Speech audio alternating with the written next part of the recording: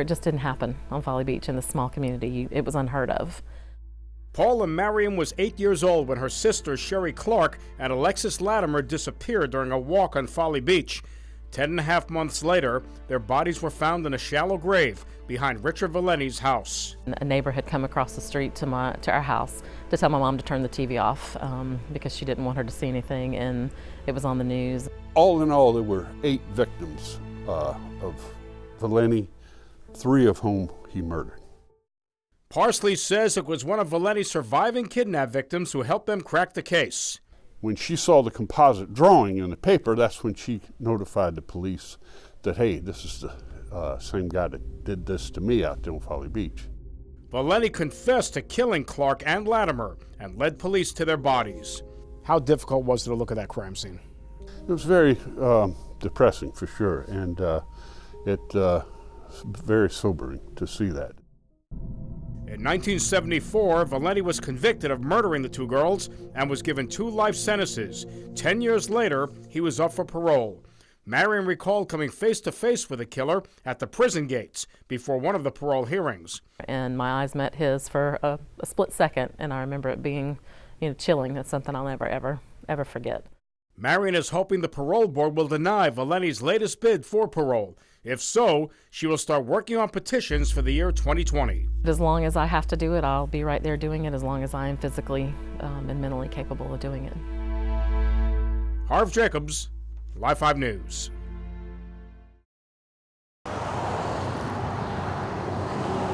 When you get to the Bushy Park boat landing, there are 2 sides where you can put your boat in. One is the freshwater side. The other is the saltwater side, and that's where the problems are. The water at the boat ramp is very shallow, especially at low tide. Tony Ho has been fishing here for 15 years. Every time people come fishing, look at us. They can't fish because no water. Scott Johnson also has gone fishing here, and he's also had issues with the shallow water. Now it's so bad I can't even bring my boat out here because even at high tide I'm scared that I'm still not going to be able to get out. The other concern is boats getting damaged. Every year I have to pay for my motors. It's more than $10,000 just in and out and stuck. And the water pump got much in there, they stuck, and then they burn the engine out sometime.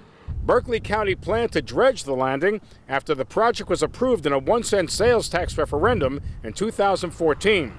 However, former County Supervisor Bill Piegler scrapped the plan for a new megaboat landing site farther up the river on property that would be donated to the county. However, new Supervisor Johnny Cribb says after he won the June primary, he was told the landowners never approved the donation and had no plans to do so. So the county went back to the original plan to dredge at the Bushy Park landing. It could be a while before the deepening is done. County spokeswoman Hannah Moldenhauer tells me first the county has to apply for a permit. That could take 9 months. Then it will take 5 to 8 months to do the dredging. That means it could be the end of 2020 before everything is finished.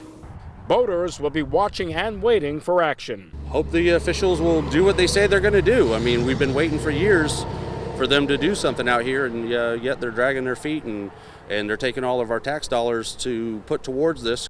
In Berkeley County, Harv Jacobs, Live 5 News.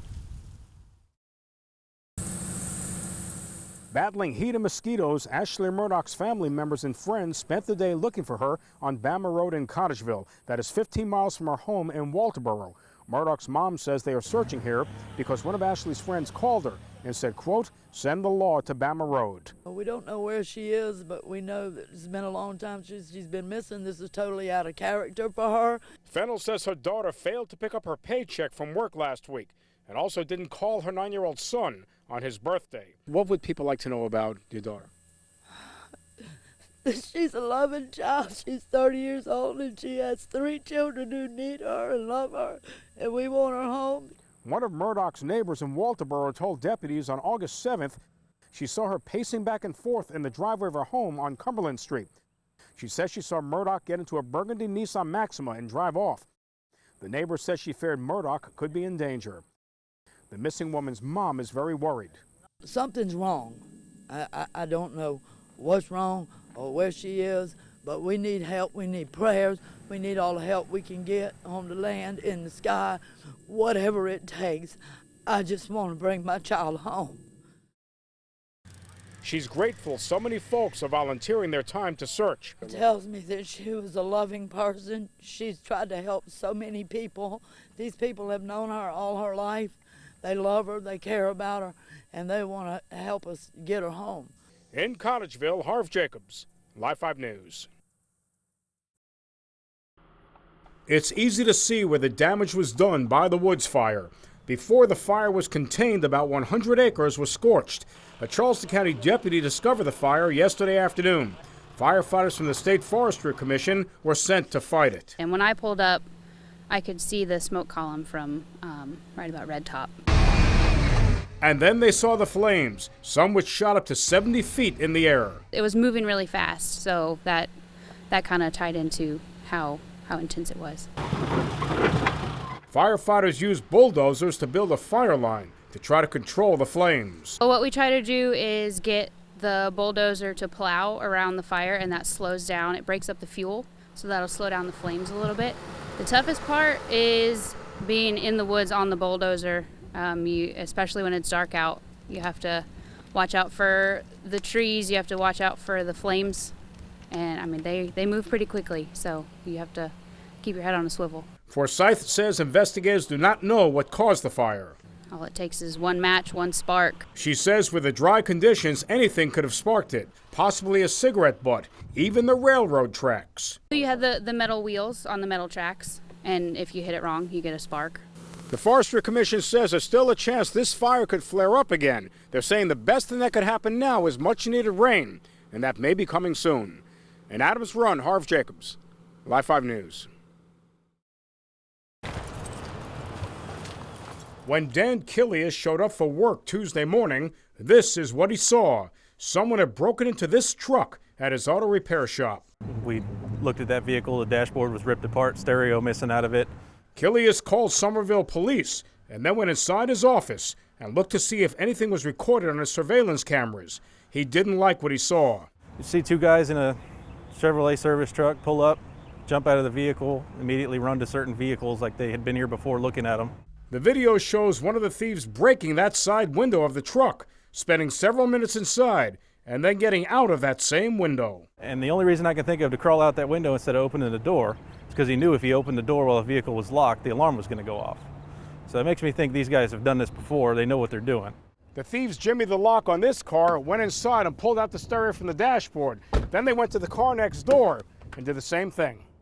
The bad guys even targeted cars that belonged to two of his own employees. The spare vehicles here were broken into as well, and it's a personal violation for not just myself, but all of us. Killius says when the thieves were finished, they went through 8 or 9 vehicles and got away with thousands of dollars worth of stereo equipment.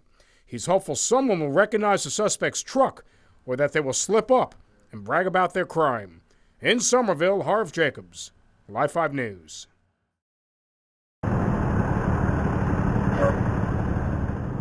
It's one of the busiest intersections in the Nexton community, and according to some people who live here, the intersection of Brighton Park Boulevard and Rose Drive is very dangerous for drivers. It's a 4-way stop with right and left turn lanes. Mendy O'Neill says she's seen several close calls. Everybody in everyone's families have had near misses, or we know somebody in the neighborhood who's already been in a wreck, and it's just not getting the attention that it needs. The intersection, I think, has too many lanes to have a 4-way type of stop.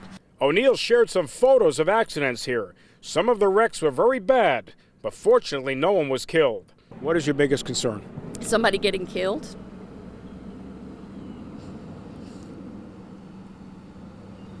I'm an emotional person, but I don't want it to be one of my family members.